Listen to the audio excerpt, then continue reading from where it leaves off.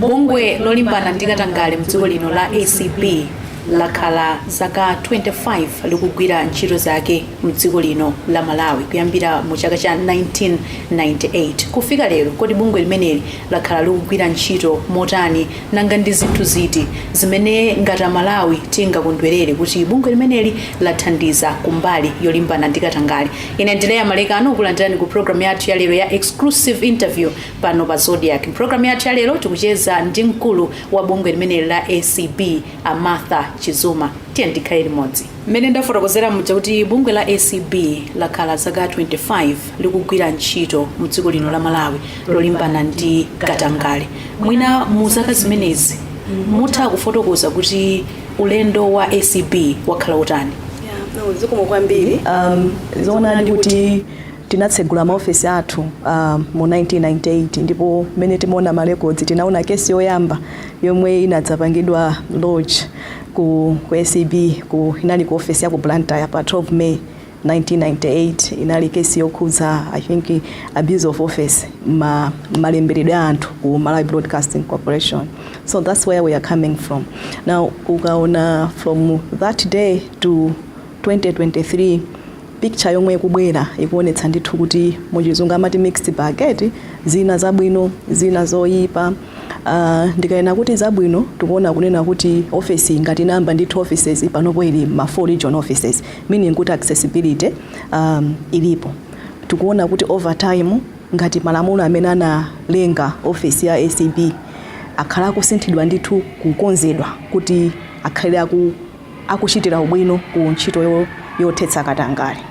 Mukaona zina ndi zina zomwe zakhala zochitika ku office ma developments or ma interventions amene achitika ngati pano tukamba za ma institutional integrity committees amene akhazikitsidwa ma MDAs ndi cholinga chonena kuti azipanga spearhead ma anti-corruption activities in the institution. Funa kuonetsa kuti ACB singathe kupanga izi payokha. Mukuona ma developments ngati issue ya lifestyle audits yomwe tiwena kuti tikufuna noti pange intensify kumapanga ma audit zinthu zomwe anthu akumakhala nazo chifukwa choti mwina zina apeza mu njira katangale. Tikuona kuti ma process amenewo akuyenda bwino, tikungodikira kuti cabinet ichita approve the lifestyle audit manual. Tikuona kunena kuti over time pachitika ma survey ndithu ambirimbiri amene akhala kunena kuonetsa kuti anthu amaopa kuti asaka panga report nkhani za katangale chifukwa akuona kuti palibe lamulo lomwe likuwateteza kwambiri. And through that tapezeka kuti if ACB tapanga approach ma donors angapo tinayimba ma proposal, tapeza ma donor amene atha kuti pangira fund kuti tipange develop whistleblower protection law.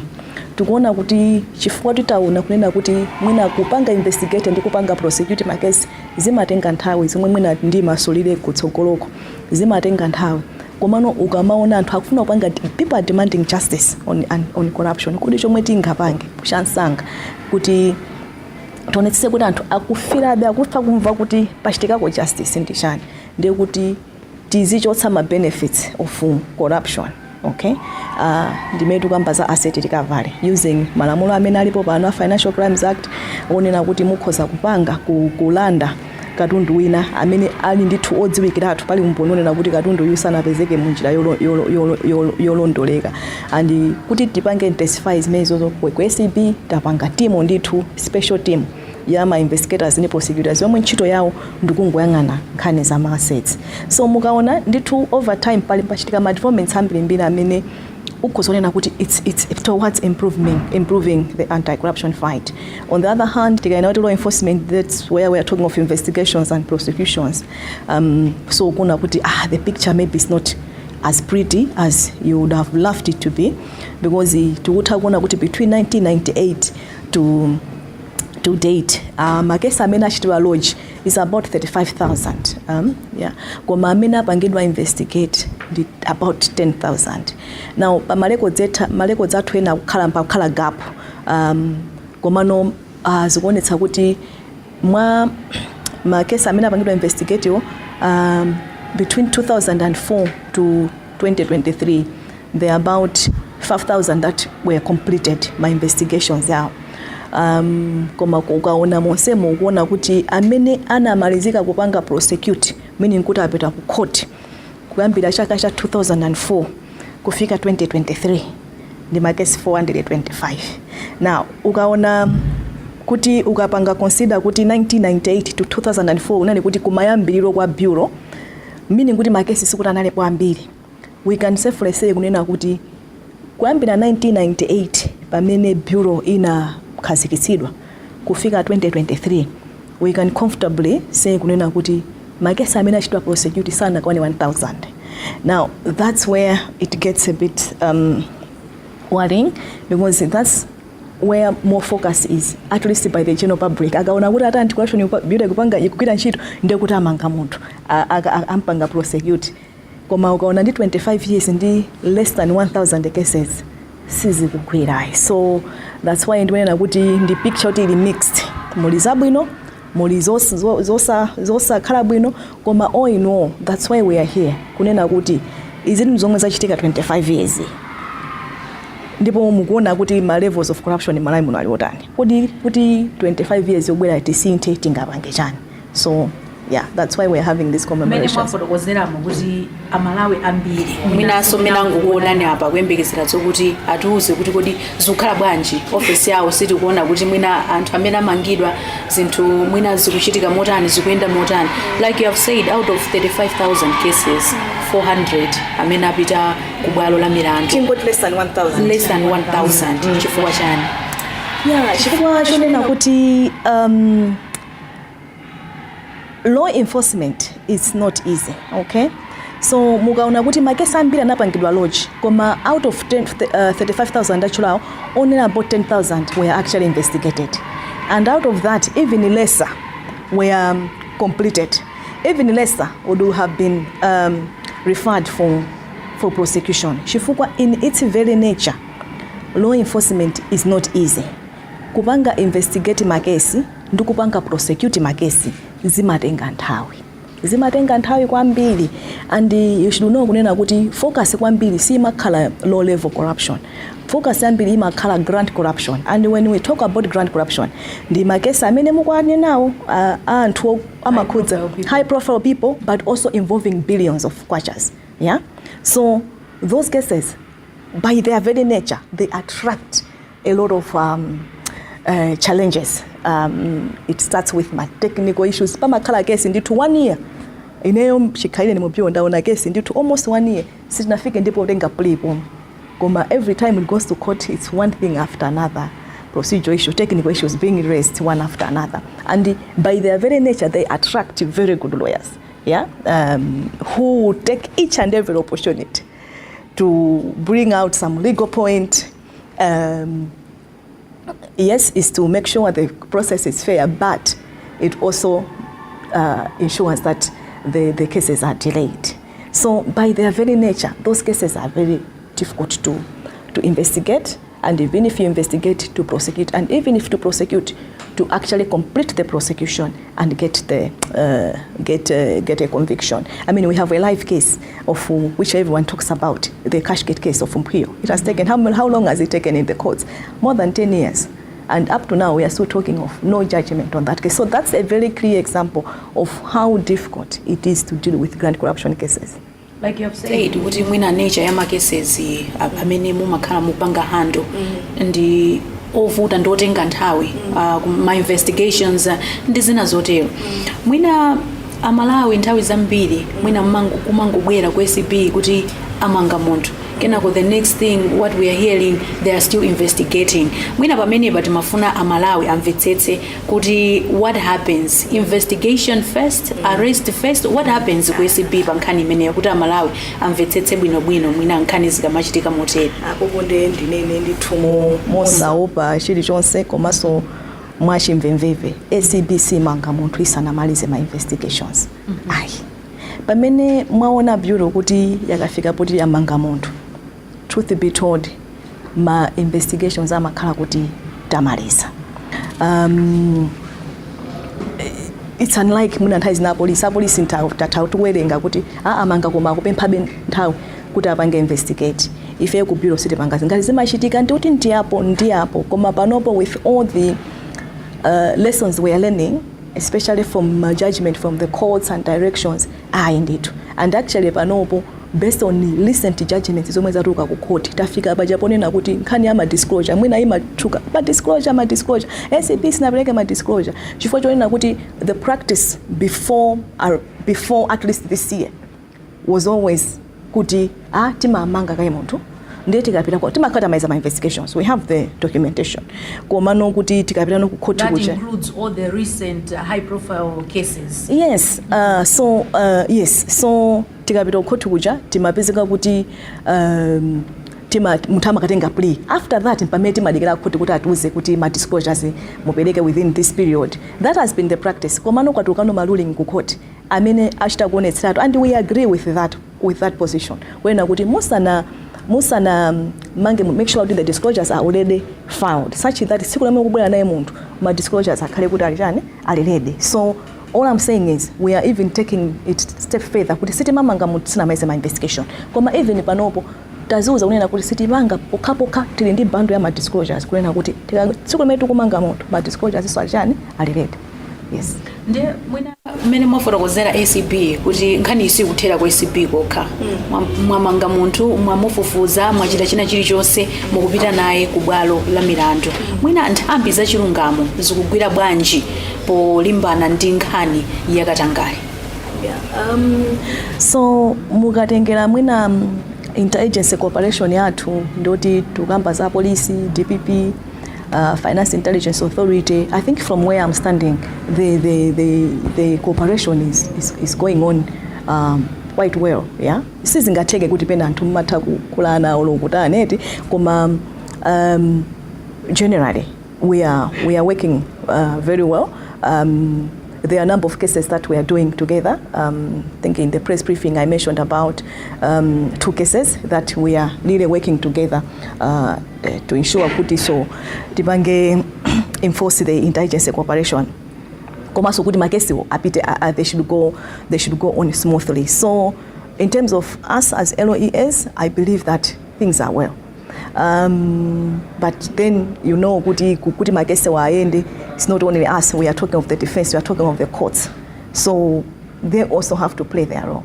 At the end of the day, the whole system has to work together to make sure the cases go through. As it is, you have been in the system, you have seen it all, panompa, so you are still pursuing cases. Amene mwina kutsogolo kuti khaletu kuwatambasula Malawi akufuna adziwe. Mukuona kuti mwina vuto kwenikweni pamene pakumajama zinthu ndi patipati.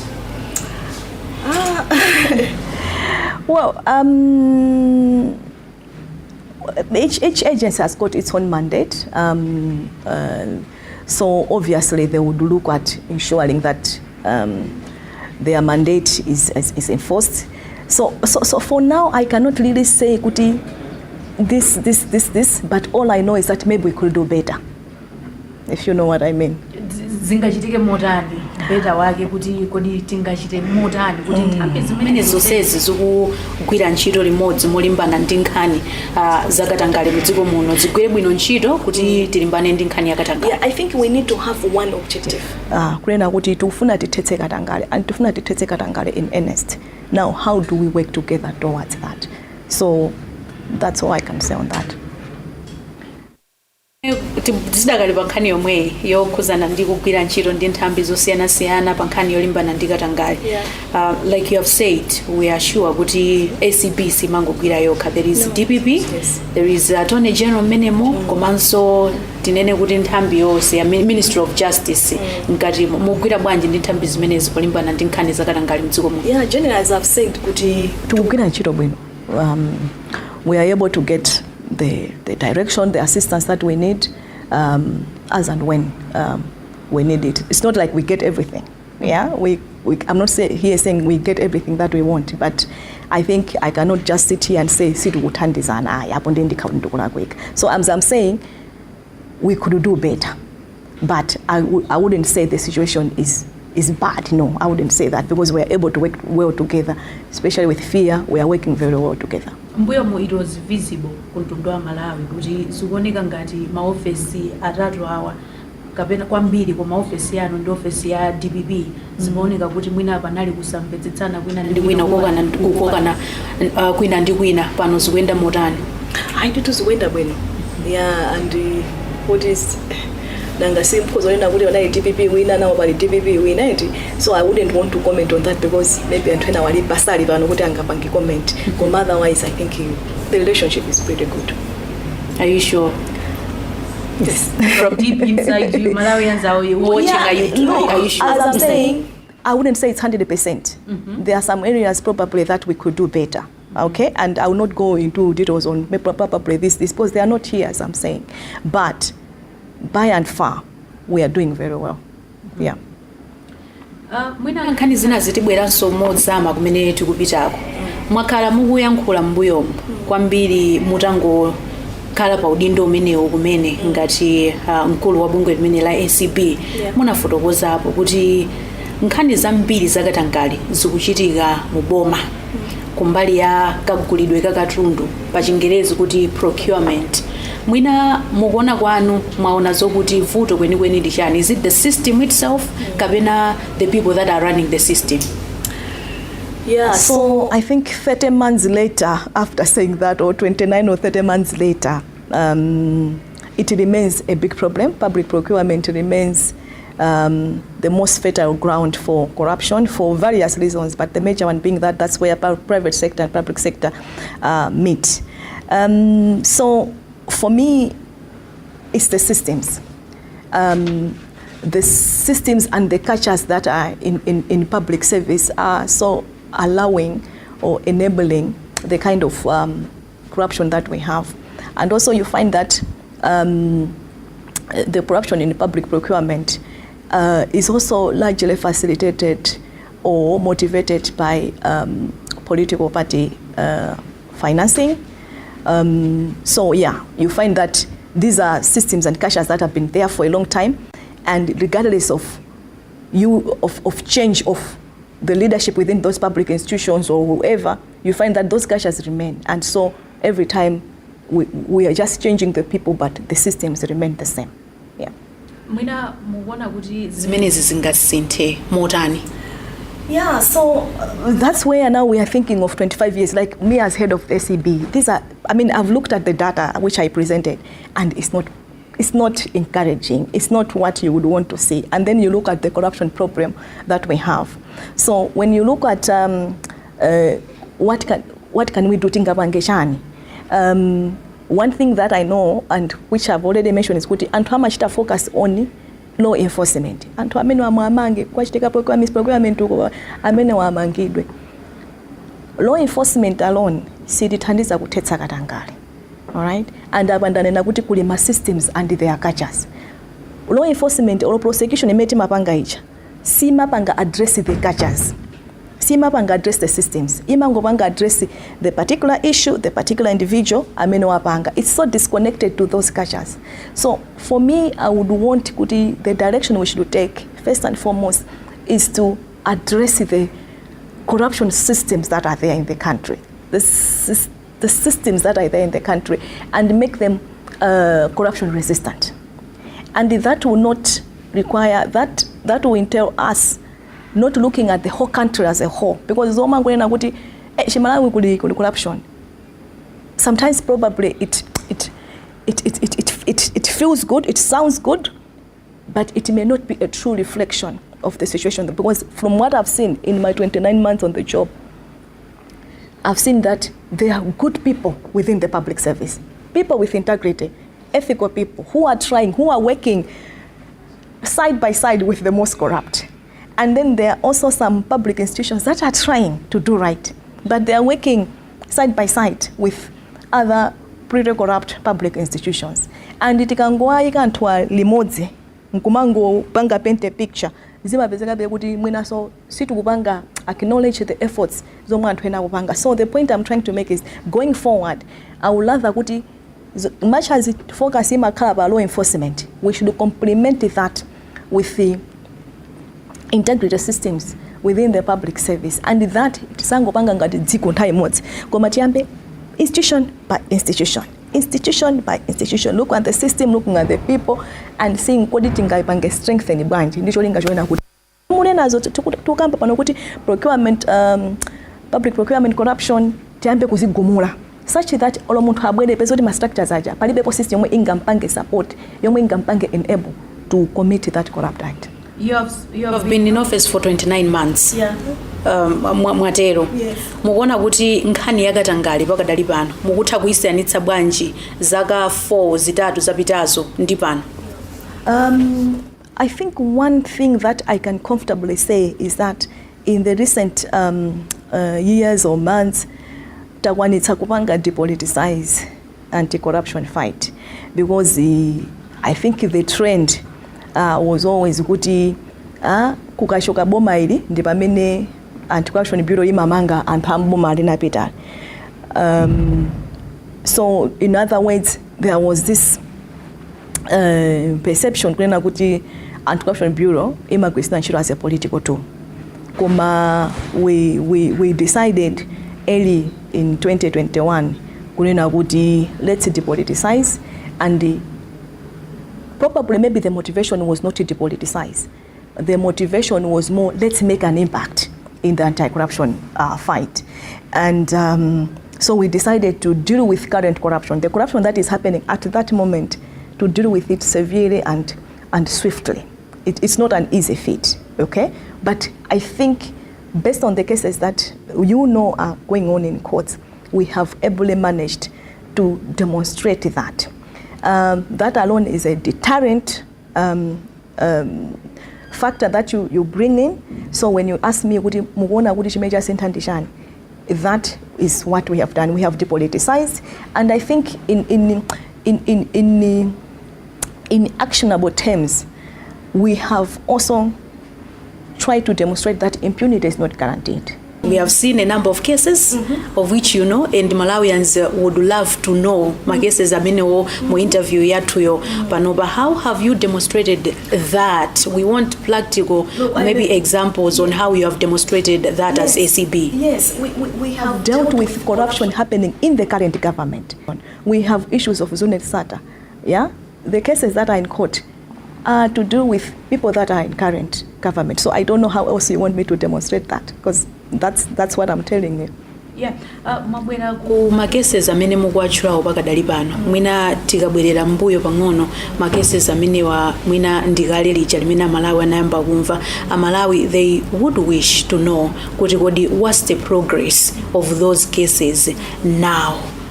And what is it that it is taking long mwina Malawi kuti aone ma results enieni? Kumayambiro kwa interview munakamba kuti kunjako anthu akakamba nkhani yakatangale amafuna aone ma results ake pompo pa nkhani yolimbana ndi katangale. Makhajo kuti olozimamvuta agreed ataizo osakafuna tiya tukupanga be investigate case in court nchipake ndanena. Yet you have told us here kuti my investigations are okhala kuti achitika kale as ACB. Yes, and we are not investigating. The cases that I'm talking about that are in court, they are no longer under investigations. We are prosecuting. Okay, so I'll give you an example ya kesi ya kunokma. Ndi kesi yonena kuti I think tinayamba 2021.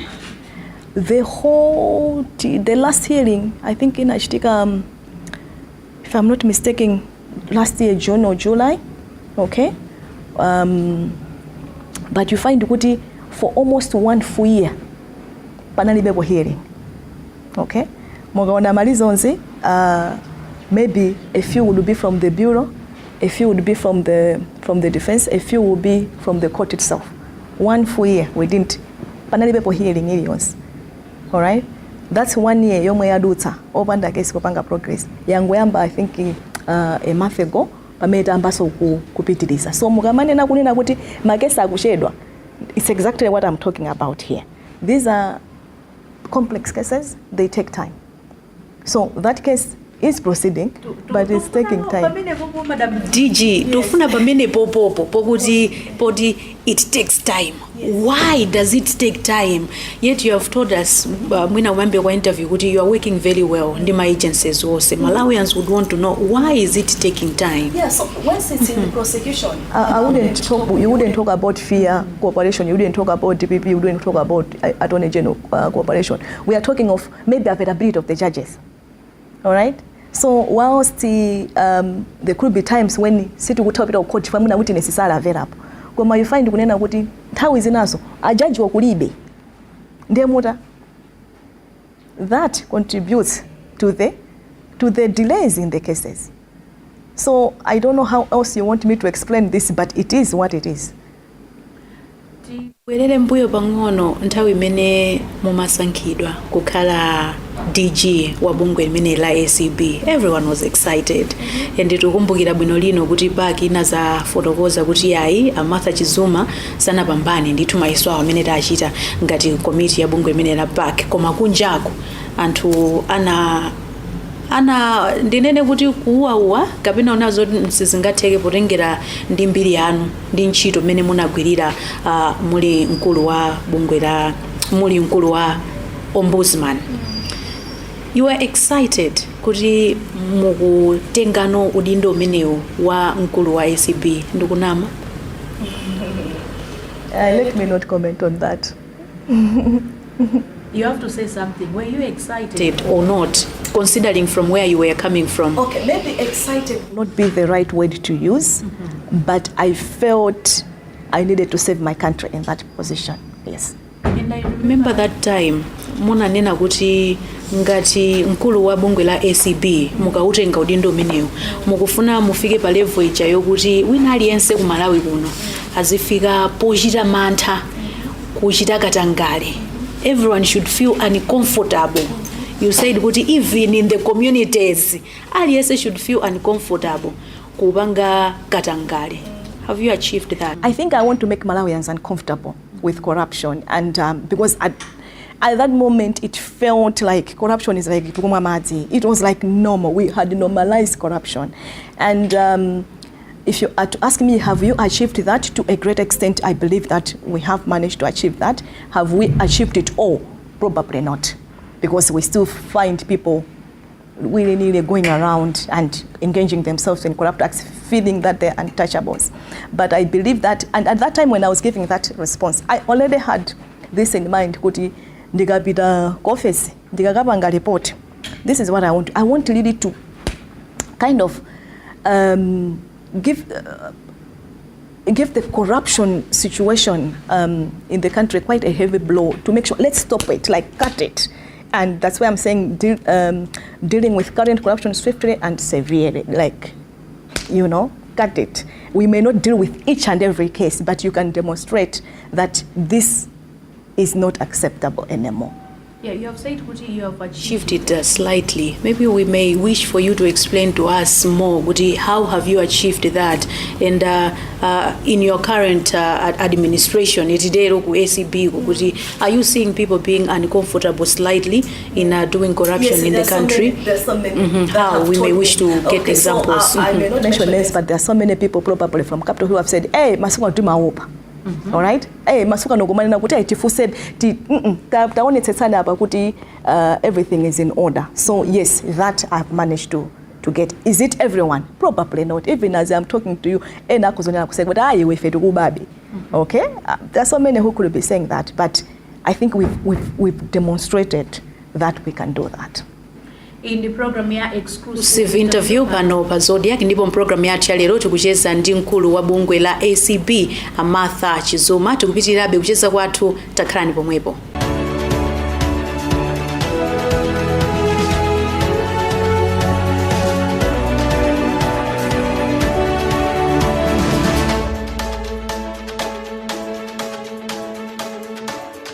Tikulandirensoni ku program yathu ya exclusive interview pompano pa Zodiak. Program yathu ya lero tikucheza ndi Martha Chizuma amene ali mkulu wa bungwe la ACB mu dziko lino la Malawi.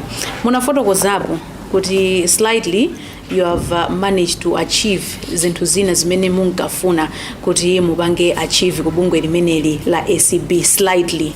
Zatsala ndi ziti?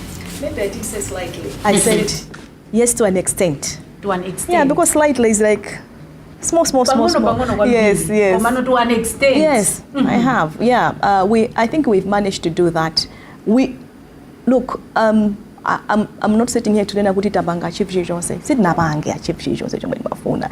Maybe mene zinthu zili panopo si mmene ndakafunira kuti zikhalire. I was an ombudsman before I came to ACB, and now being in the criminal justice system, you see all these challenges. Like, it's been quite an eye-opener for me to see how long and how difficult it is to prosecute, especially grand corruption cases.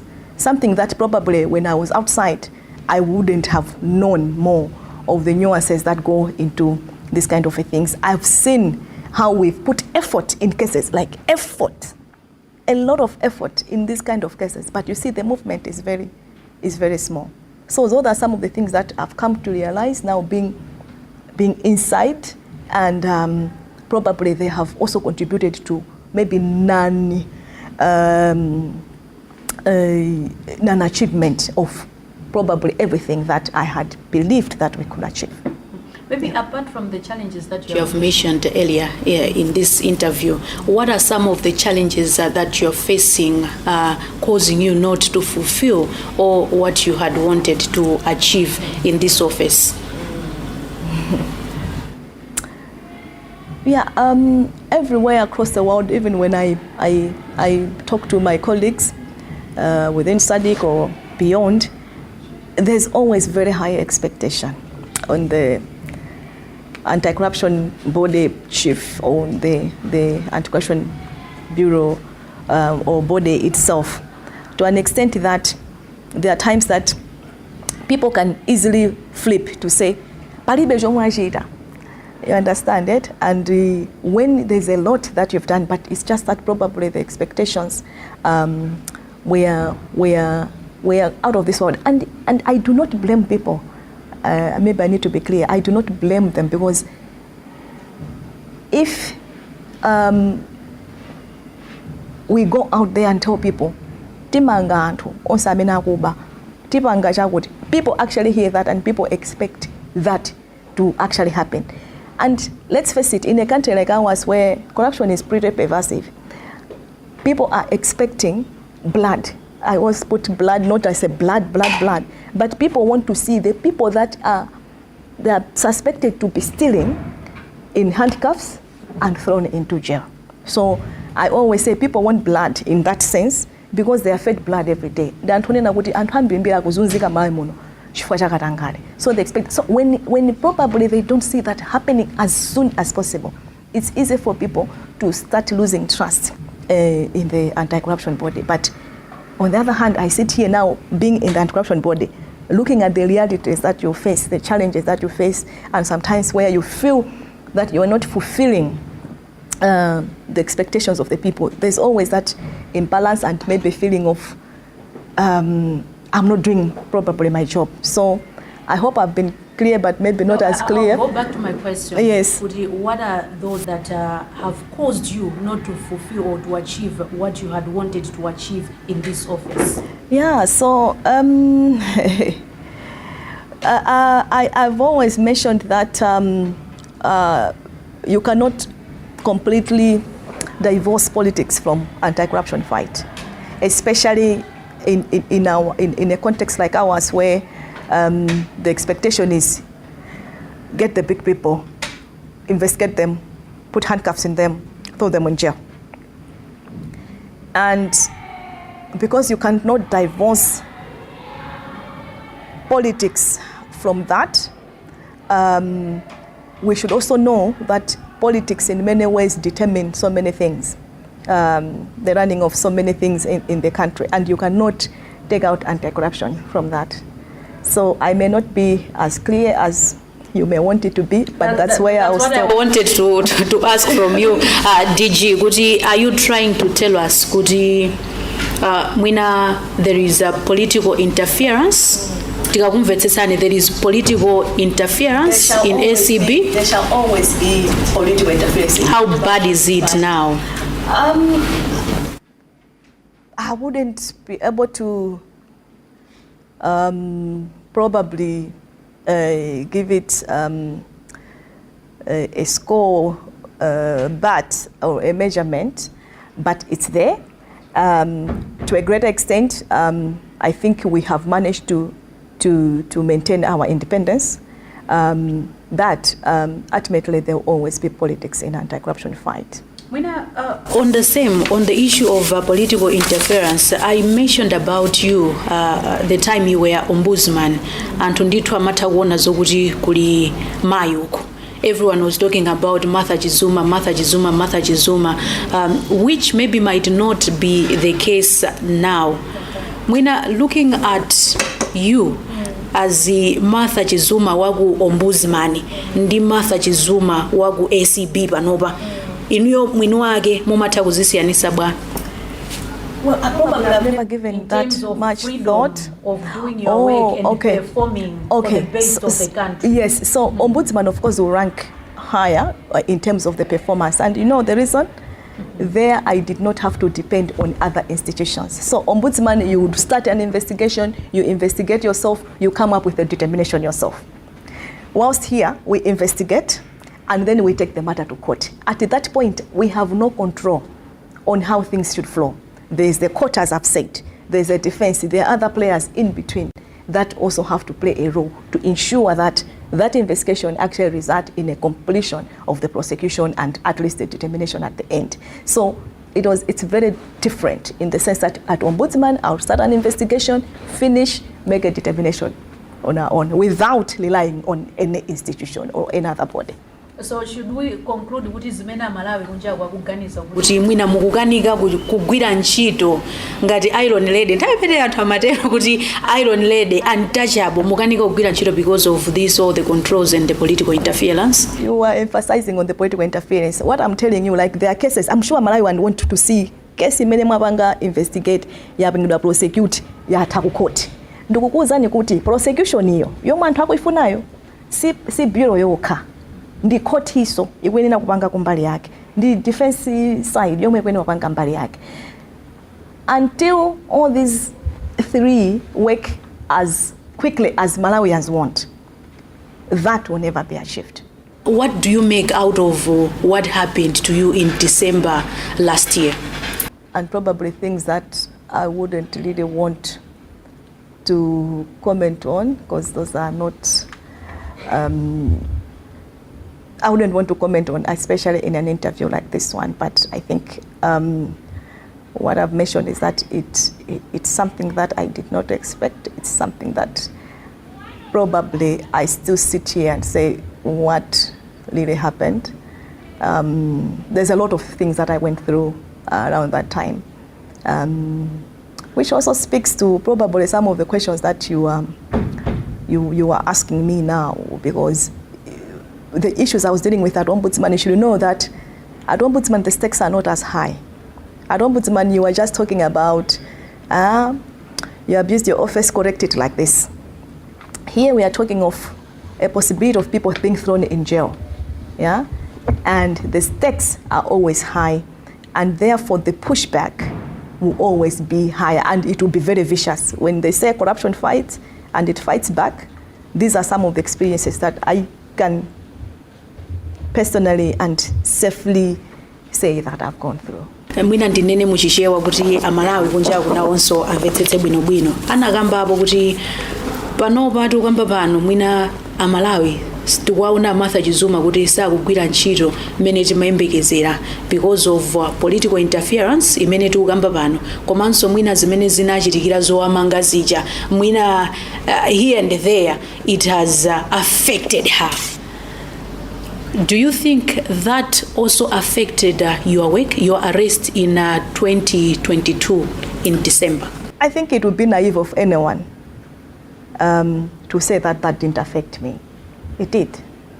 So I still go through traumatic episodes up to now. So yeah. So how are you handling that? No, so that's something that I'm doing in my own personal space, yeah.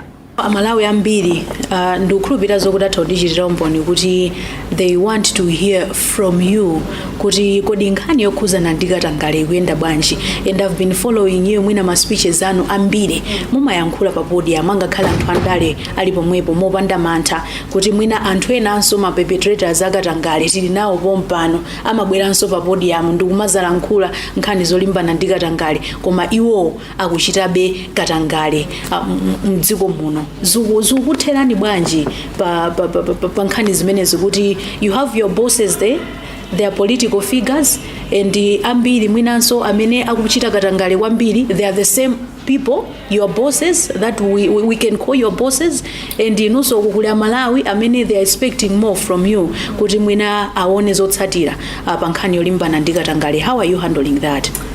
Well, so I wouldn't really be able to say specifically when I said what, but what I know is that personally, just take me as Martha for now, I do hate corruption in whatever form it comes. This is probably what motivates me probably to say or do some of the things that I do. Because corruption has been very disruptive. In Chizuma, corruption yachita chipongwe dziko, yachita chipongwe anthu ake. Mukaona dziko la Malawi, mukaona maiko 10 amene alo osaukitsitsa, Malawi ili pamene kukhali pa number 3, ena amati ili pa number 4, koma still it's one of the 10 poorest countries pa dziko lonse lapansi. Mukaona anthu makantri 1 kufika 10 onsewo anapitako ku nkhondo. Malawi yokha is an outlier mu list imene, either from 1 to 5 or 1 to 10. It's an outlier. Tazambiri ndimafunsidwa ndikakhala kuti ndakhala mwina ndazinzanga on the same position. Kodi umalikonda kulimbikira kukamba zakwana umadandaula kwambiri umazitenga personal, why do you do this? For me it's because much as the amounts, because most of them say amount imene kuidandaula ndiyo mwe, when you put it in dollars ndama imene kuidandaula ndiyo mwe ndipena kuti kwa inu ndiyo shepa. But look at my country, it's a pretty poor country, doesn't have as much. So when that money is stolen, you feel it immediately. So mukanena kuti kwabedwa ndalama za fertilizer or muti kwabedwa ndalama za mankhwala, immediately the bluntness of that munthu wa Malawi amayimva kufuwa tilibe ma social safety nets ngati mene amachitikira mdziko. So with that it ndikafika pepo I don't think ndi machita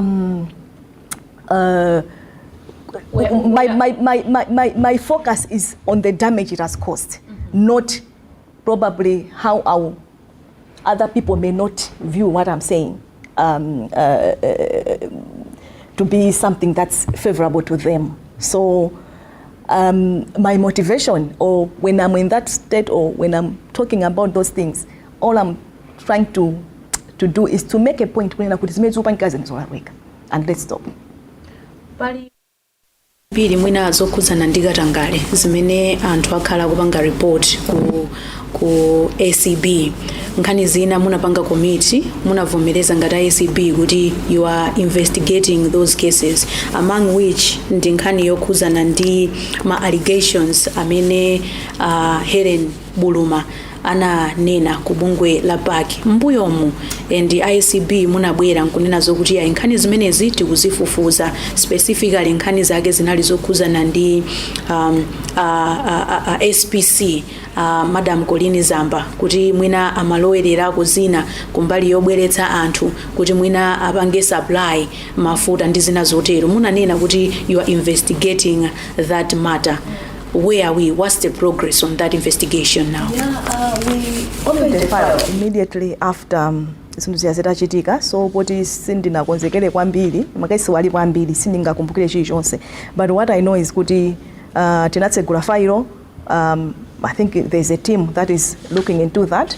All I know is kuti panthawi kenana ndipangira report titafusidwaso ndi report onena kuti tubukanika kupeza ma documents, and I think we had some discussion on that. So since mwankhangale mwandipanga ambush, it's very difficult to name specifically, but what I know is kuti we have a file on that. The file was opened and that there's an open investigation on that issue. Should we expect any results coming out from that investigation? Surely there will be results. the only thing I cannot guarantee is kunena kuti the result may come within the time nomwe Amalawi angakonde.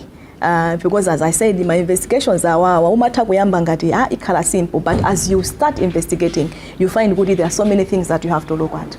Paliso pa my investigations pomwepo pali nkhani yokhuzana ndi Honorable Ezenhoa Nkaka, nkhani yawo yokhuzana ndi manong'ono amene ankamveka kunjaku kuti nawonso mwina akukhuzidwa nawo ndi nkhani zokhuzana ndi kulandira ziphuphu kuchokera kwa mkulu wina wochita malonda a Zunetha Sata.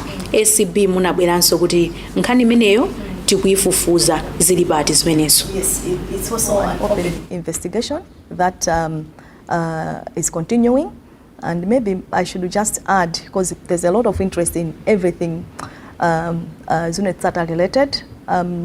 Ngati mumapanga follow zimene zikuchitika ku court on at least some of the cases zomwe zili ku court panopo, you find kuti there are so many issues, procedural, technical issues that are coming out largely yomwe ikumatuluka kwambiri ndi issue ya mutual legal assistance, kwena kuti ndi information yomwe tinayilandira ku UK, kodi information imene ndi evidence kapena ndi just intelligence imatuluka nkhani imeneyi. Yatulukanso even ma recent case amene alowa apapawo kunatuluka judgment ya Justice Kapindo in May 2022 which said ACB can use that evidence. Ma arrest amene tinachita nthawi imeneyi, it was on the basis of that ruling. We can use this evidence we can use the information we got as evidence in court. Now, nangasema kesa now ayambano zeni. So there's still a number of technical issues that we are still grappling with. I mean, recently there was also an issue that came about. The judge had to make a ruling. You can proceed because you received this evidence, it was within the law and everything. So we are continually grappling with that. Case manager, the Mutual Legal Assistance in the Criminal Matters Act. In our research, sitting abeza ku case or remotes, yomwe inapangidwa adjudicate that law. A law yomwe yakhala 50 years. So it's only now when we have adjudicated this law. So it will be unreasonable of us when akuti intenga kaita amaliza ma investigation ambi tintingwa tengani atotika zonene ku court komwe. Tisana wonetsetse kunena kuti kodi akhotiwa akutambasula bwanji tima issues zomwe tili pa lamulo ili lomwe ndi loyamba koyamba dziko la Malawi lino kuti ligwise ntchito. So pena tumakhanga tikutentuonene mene zinthu ziyendere as we go, as things get more clear, muonanso kunena kuti makesi azidutsa. Dafunso ili chifukwa choti munanena kumayambiriro kuti mene munakhala pampando mene wamkulu wa ACB, approach yanu munafuna kuti ikhale yosiyana, muyambe with the current cases in the current administration. Mwanena kuti chani, correct me please. Yes. I would wish to get you correctly and not wrongly. Yes, that doesn't, I did not say ndifuna ndiyambe. All I said was the perception there was kunena kuti mwana wa ACB ndiye kuti udzingopanga makesi akale amene analipo nthawi ya DPP government or the previous governments. That was the perception, that was what would be expected based on my trends benamayendera. But we said no, we will also deal. So it's not like I'm saying Taiwala is, because you find kunena kuti even within the same period mene mkwinena mwina anthu amene amangidwa from the previous government are more than amene amangidwa mu current government. So it's within the same period, meaning we are dealing with both. So I wanted to correct you there. Yes. On the same list, investigations, Malawians would also wish to know, Madam DG, kuti munayamba ponso ma investigations okuzana ndi abuse of office ya former DPP Stephen Kayuni. Where are you with those investigations? That case was discontinued by the DPP. The case about Stephen Kayuni. That case that you are mentioning, it was discontinued by the DPP. Mwina mudakakonda zidakatani. No, I wouldn't comment on that. All right. In Sata-related cases, almost most suspects are accused of receiving bribes from Sata. And we understand and we know that Bwana Kabonda Ngaga was allowed to give back the bribes and be left scot-free. Maybe can you just explain on this issue? Malawians, they still have questions over this issue of Kapondangaga case. So I think the way you have put it to me is completely wrong, because let me state like this. When we started with my investigations at Zone Center, there was a concentration on 6 names. Tina Banga concentrated and these are the 6 that I can safely say at least Utamaliza, Ena Mukoti, and the Chief of Staff, Mr. Kapondangaga. So, ndinene chonchi tikama panga my investigations and make a decision to prosecute. Sitima panga prosecute based on allegations, on beliefs, or perceptions. Ukamapita ku court ngati prosecutor umafuna kukhale ndi umboni. Oyena kuti mulandu umene abweretsa against layer ndoyena kuti anapanga abuse office olo analandira chiphuphu, ndipo umboni wake ndi uwu.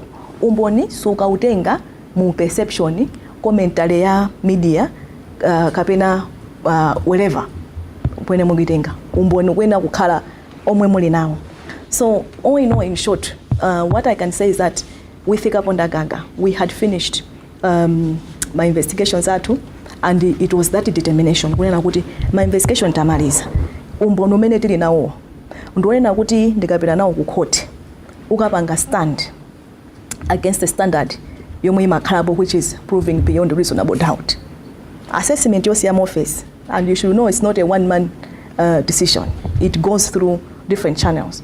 Was kuti pena pake pakulephereka, pena pake pakuoneka kopelewera. That Mr. Kapondangaga received things, money and whatever, is not in dispute. But did he receive that corruptly? Because you have to prove that he received that corruptly. And that corruptly, it could be someone who knows that he received corruptly. But me as a bureau, us as a bureau, me as an investigator, me as a prosecutor, I need to have that evidence that I can bring before the court that indeed he received, and he received corruptly. That was where we felt the evidence was lacking. But it was put to him during investigations, at least that's what was reported to me, that we know that you received this. And we looked at the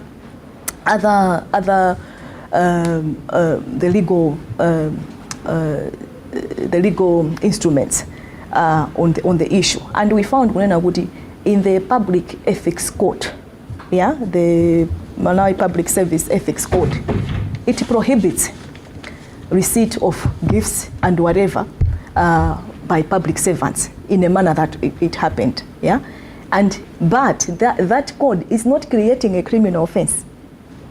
I hope you understand. That code is not creating a criminal offense. It's a disciplinary issue, it's an administrative issue. And when it was put to him, we said, no, it's in this run, these ways. That was what happened.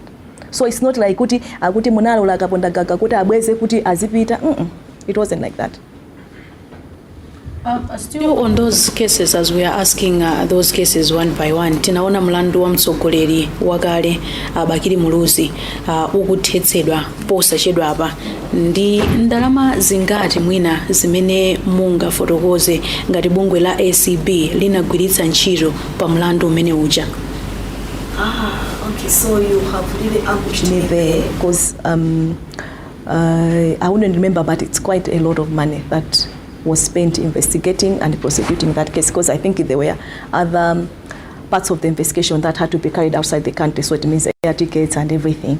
So yes, it's quite a good amount of money. Mwina ndi ndondomeko ziti zimene zinakhazikitsidwa kapena munakhazikitsa pothetsa mulandu umene mwina anthu ena kunjaku amatha kumafunsa kuti kodi ndondomeko zonse zinatsatiridwa zoyenereka kutsatiridwa mulandu pothetsa pa mulandu umenewu? Mutha kuti fotokozera zotani kuti ndondomeko zonse zoyenereka zinatsatiridwa bwinobwino pa kuthetsa pa mulandu umenewu? Ndi DPP ndipo ofunika kuwafunsa ndi akwa DPP, ine sindingayankhe.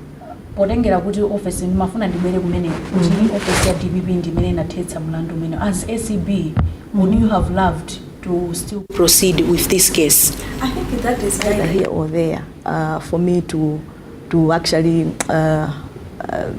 explain further on that. The DPP has got legal powers. The DPP discontinued that case. That's all I can say. Galenga kale mafuzo ano mubuyanka kwake Madam DG mugwanika kuti mubuyanka nditu motawatawa mozembazemba mosunga china chake. Are you afraid of anything? No. No. But I'm also aware kuti usually things like this can be misinterpreted in many ways, so I really have to be cautious of that as well.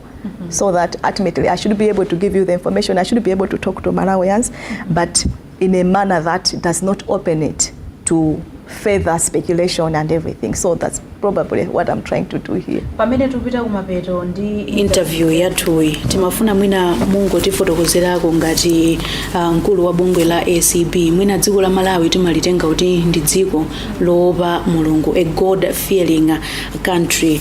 When you consider what you encounter in your office and what you are encountering now, do you still believe in yourself, or do you still believe kuti dziko lino la Malawi is really a God-fearing country in terms of corruption?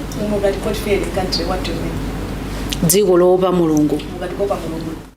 Can you break it down?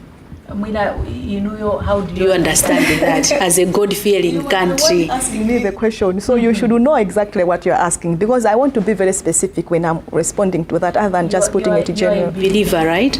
You know what God-fearing is. Neither here nor there. I want, because you are the one who has asked the question, I want you to tell me your understanding of that, so that I can actually respond properly to your question. And I've asked you a question. You're a God-fearing, and you are here in Malawi, and we talk about Malawi being a God-fearing country. How do you understand that, and how do you relate that, being a God-fearing country, and the way we are handling issues of corruption in the country? Okay, so you are not going to explain your understanding of God-fearing, because you are the one who asked me the question, so I wanted to respond in the context of your understanding.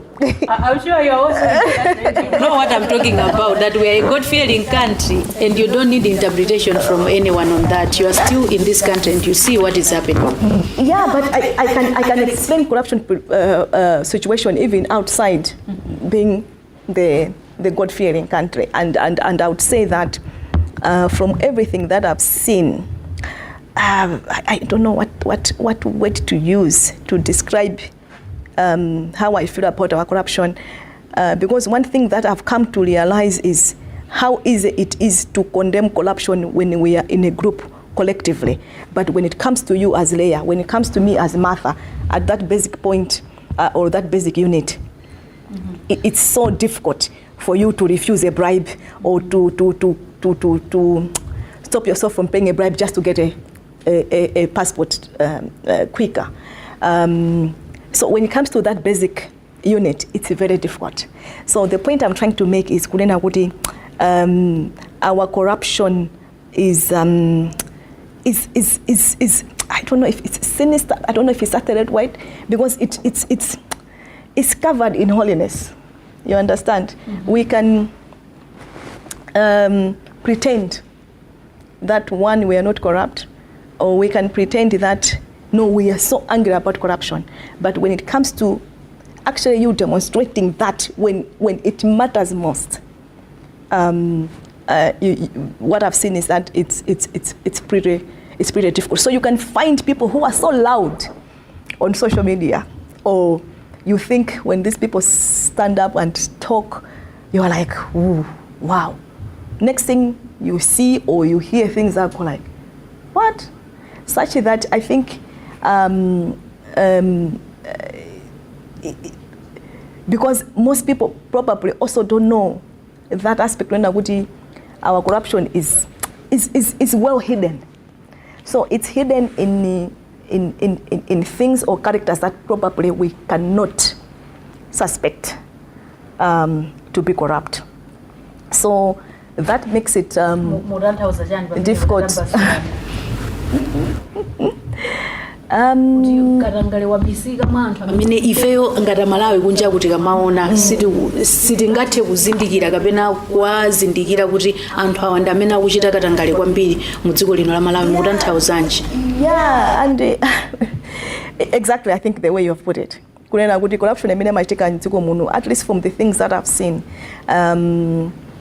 one ndi ambiri komanso ili mwa anthu amene nthawi zambiri sitimapanga suspect kuti angakhala katangale, and that makes it even more complex.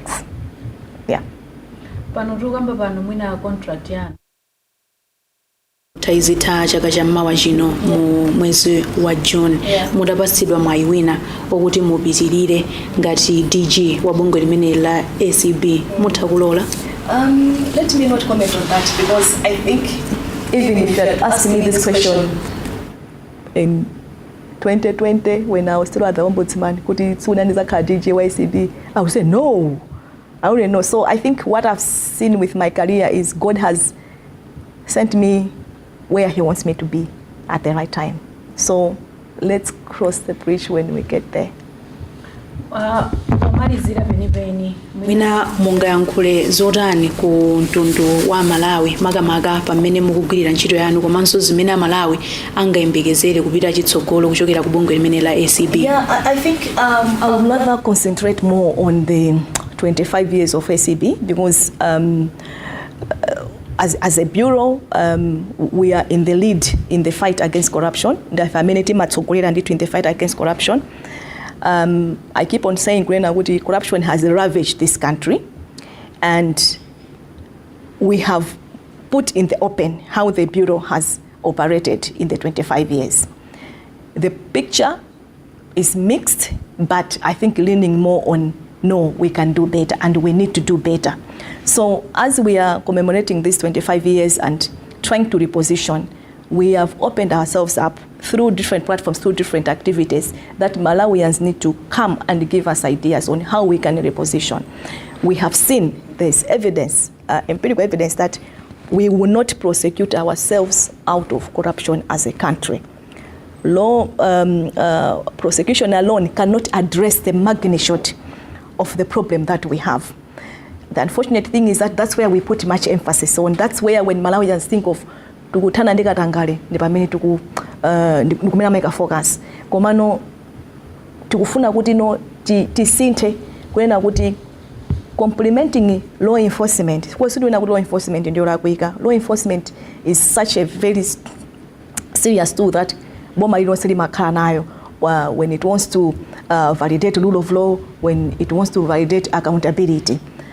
Koma law enforcement alone siiteka olomuta nena cha mtundu wanje olomuta takhala ndi program yonena kuti zingokamba za makeso okhaokha tikhoza kungoluza 1 hour, koma impact eni siiteka pakhala ka impact ka deterrence here and there, but we need to complement that with systems and structures that are resistant to corruption within the public service, within the public sector, but also to change the mindset of people such that we become a corruption-resistant society.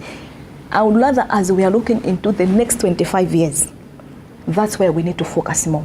And that is not ACB job alone.